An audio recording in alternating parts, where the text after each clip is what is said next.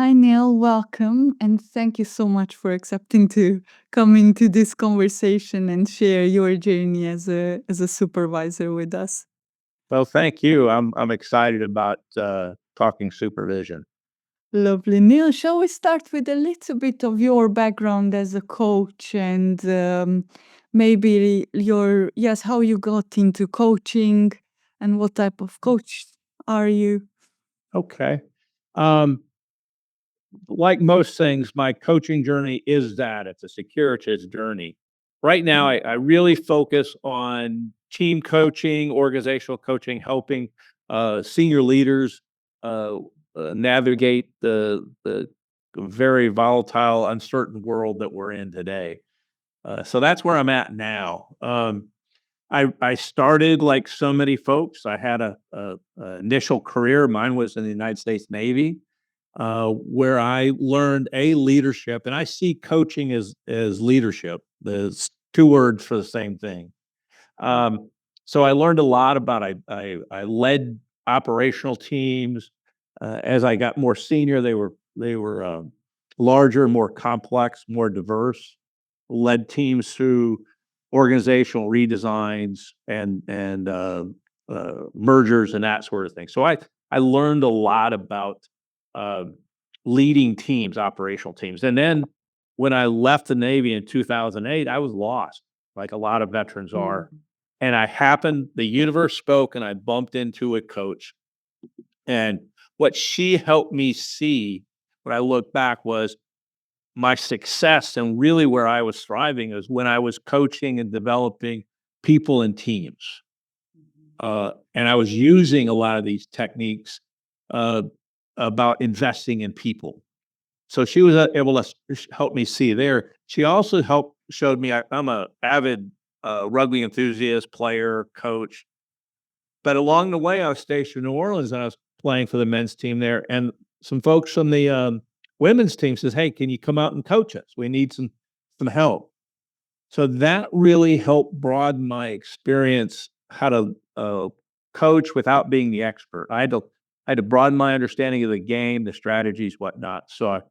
That, as I look back, was really instrumental in nudging me towards being a coach professionally later on. So uh, that's really how I got into coaching. Um, I learned initially my coach certification was 2014.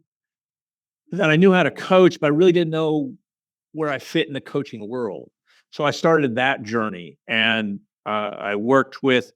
At that time, I didn't realize it was a supervisor. Thought it was a mentor. Somebody I turned to for guidance, and they helped me really on this pathway to get some training and focus my expertise on teams and team leadership capacity. So that's kind of how I got here, and that's a little bit about my background. Mm. Thank you for sharing, Neil. In terms of your coaching, what drives your coaching and how does that influence your approach to supervision today? Um, I think they're uh, similar. I think, and my approach to what drives me in coaching is I said I like to see people and teams thrive, and thrive is not just being successful by the numbers. We increase production by X%, but the the three factors: are they learning? Are they figuring things out? Are they um, really engaged? They want to be there and really enjoy doing what they're doing. Uh, to go back to my women's rugby example, we worked with very high level players, but they weren't a team. So we helped them become a team. And what what was my payoff, if you will, we were playing a team from Arkansas, and you could almost see the little light bulbs, in those cartoons where the light bulbs come on, and you could see the smiles on their face as they clicked, and they really super enjoyed that game, and they carried that forward. So the same thing professionally when I see it.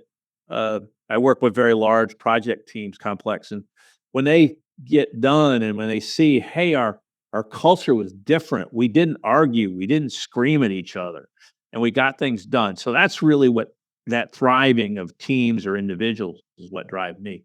So now as I'm switching into the supervision world, that's just taking it to the next level. So it's seeing my fellow coaches, my colleagues, helping them become a real thriving individual, and helping them reach the best place that they can be. So that's really the passion that drives it, and the similarity between my coaching and my supervision.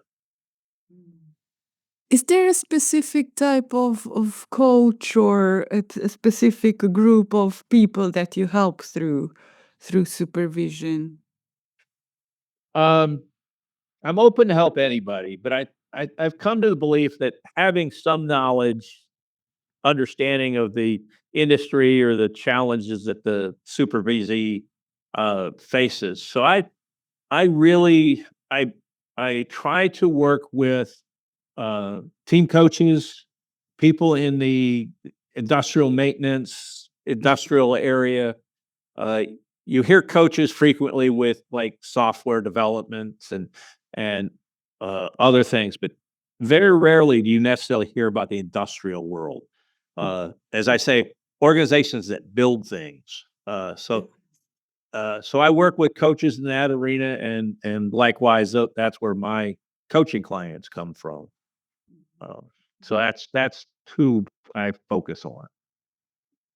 What type of challenges do you see that they are facing, or are there like some a few examples of challenges that they bring to your supervision sessions? Yeah, I'm finding in my limited experience, as I said, I'm a new supervisor, so what I'm finding though is like coaching, there is those common challenges. And as I said, I'm an internal coach working in this very complex systems.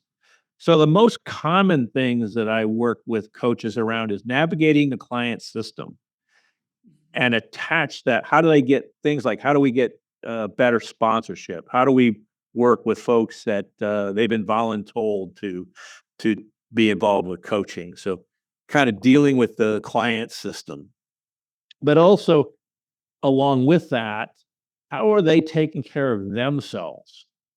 Um, Unlike many times in individual coaching, and most of our coaches are newer coaches that have worked one on one, where you can see some gains pretty, maybe 6 months. You can see those gains a little more easily. You can really feel like you're not making an impression. You're not helping anything out. You're just spinning your wheels. So working around that resilience, that emotional well-being of the coach is the other kind of big area. Um, I think communication. The other thing I think really comes up frequently is ethics, because we're working with so many different individuals, teams, the organization that dealing with confidentiality. When do I hear something? What can I share? How can I bring observations without breaking confidentiality? So that's another that ethical piece is the other real common challenge. Mm.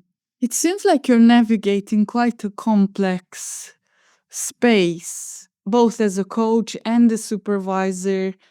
And I wonder what out of the training, the course, and the experience you've had with ICCS, the colleagues you've met, equipped you to be able to deal with some of these situations. Um, I think first of all, just the broad range of knowledge, the different styles of supervising, the you know inquiry and how to the practice, the practical things that you get during the course.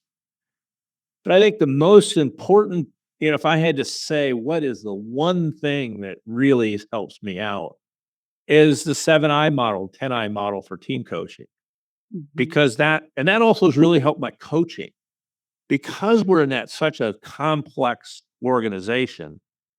Uh, it's kind of that's that map that you could dance to, and it helps understanding. Okay, we're dealing with the coach as an individual, but one of my challenges as a supervisor is understanding that I'm also part of the system. Mhm. So it's understanding that relationship between myself and the folks I'm working with. Uh, Mhm. so that map really for me uh, uh, is very, very helpful. It gives me a visual, even though it's mental visual, uh, Mm. course to say, oh, I'm forgetting about this. Maybe I can bring this in. And the one that surprises most is all the way out on the systemic arena because we deal with a lot of nasty chemicals and very unsafe arenas. So how does that, bring that into consideration when we're talking through Mm. the various different challenges?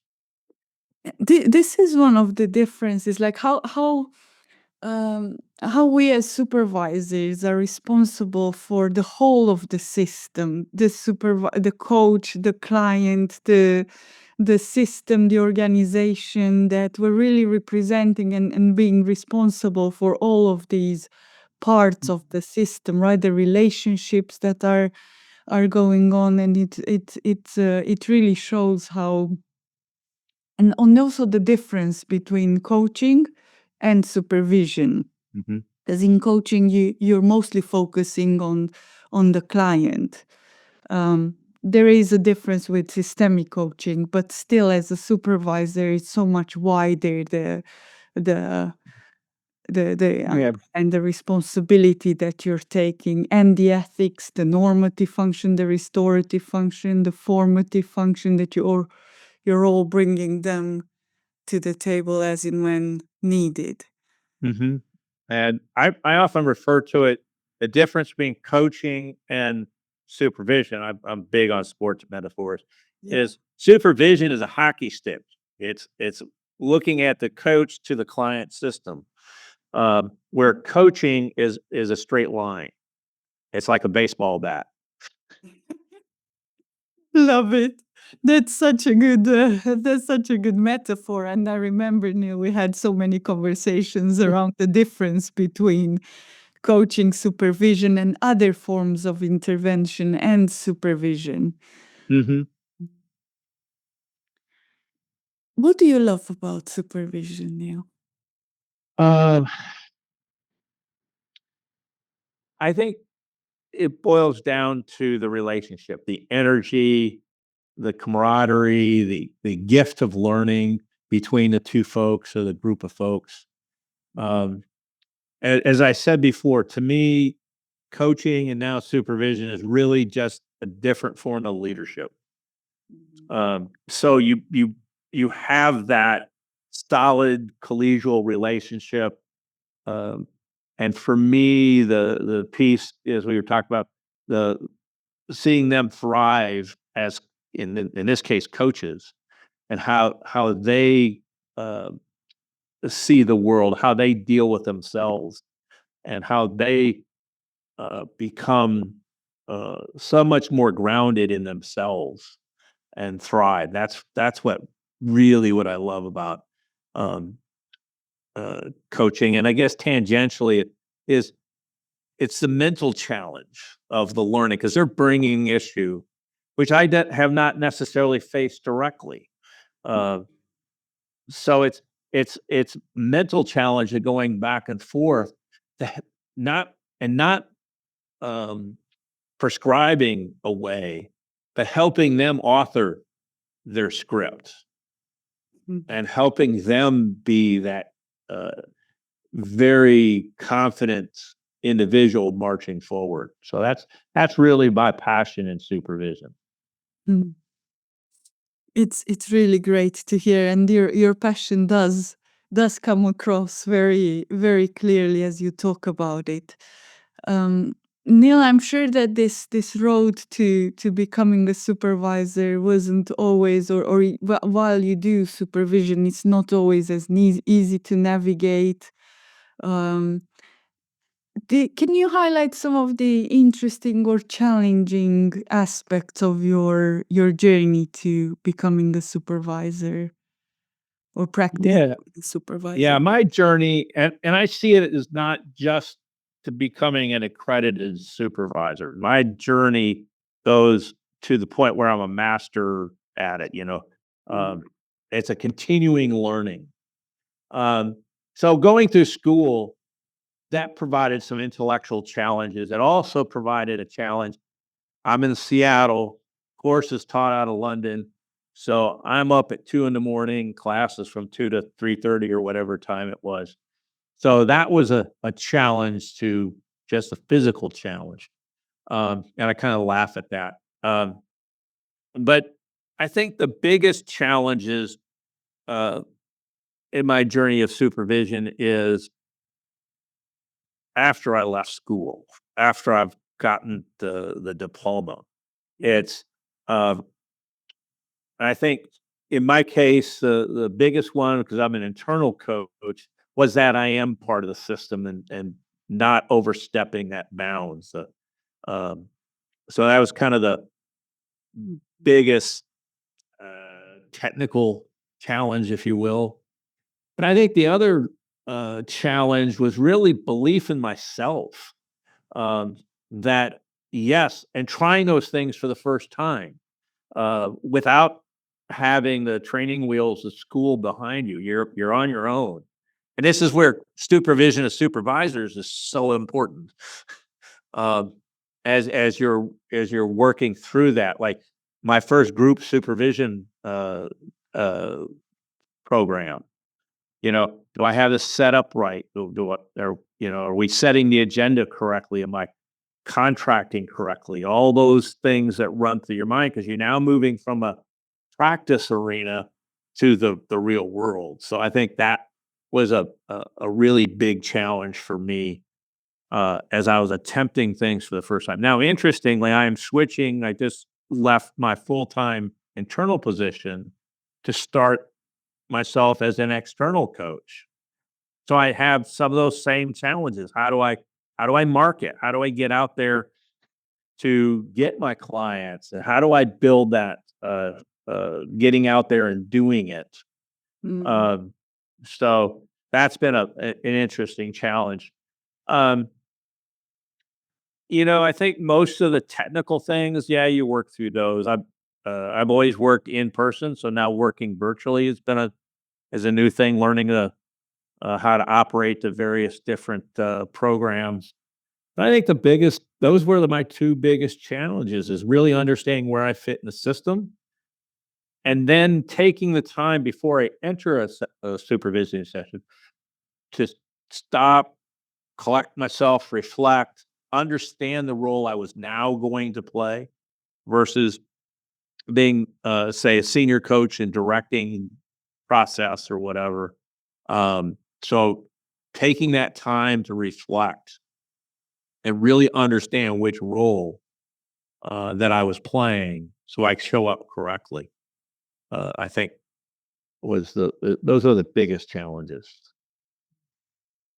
Yes, thank you for sharing. And it really is this move from the training, right, where you still have the support, or every week you meet somebody that you could ask, or there's that class where you could ask and any questions that you have. But not only, because as you said, then you move into the real world when it's not practice anymore, and it can be a different world. And hopefully in those instances there's also the community, the ICSCS community, or the group that you studied with can could support you as well in that journey. And I just want to recognize your commitment to wake up at 2 a.m. and 3 a.m. every week to be there for the course. It just shows how, when you really want something, when you really believe in something, you'll find a way.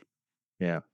I will also say the resources that the school has provided beyond class, Mm. the uh, the various different workshops, Mhm. um, The you reflective know, the practice, collective right? practice, the coming back. Uh, so Supervision, yes. because of time, I choose not to. to attend a lot of it, but there's a lot of really good material that is provided. So I really like that. That's very beneficial. Mm. Thank you for highlighting that one of ICCS's focus is to support the community with supervision, for example, once a month, also after qualification and some other resources. Neil, if you were to give a few words of, I don't know if advice, but just share a few words of wisdom maybe with somebody considering to train as a supervisor, what would you share? Well, the first thing I'd say is do it. I can say I've helped a couple people move in that direction, and are now in the process of getting certified with ICCS. Um, but I think it's e- even if you don't use the accreditation later on, or don't get your accreditation, you just go through the the training. It brings such a broadening of experience and broadening of viewpoint that does help your coaching. It it also, in particular, I can speak for ICCS. It opens you up to a wider worldwide community that I know I would have never been uh, introduced to. Um, my cohort included folks from Africa, South Africa, Singapore, New Zealand, that I would have never been introduced to. And so that uh, I think that's truly beneficial. Uh, that getting that training, that broadening of experience, sharing experience, the camaraderie, um, are all reasons to take that step to see a broader world. Or I remember, Neil, thank you for sharing this. I remember I joined ICCS and I decided to become a supervisor to support other coaches that I was working with. And I underestimated completely how much the course is going to change me as a coach and the impact is going to have on my coaching practice. It was really important. It was such a impactful course. I've never done a course so impactful on my coaching as this one.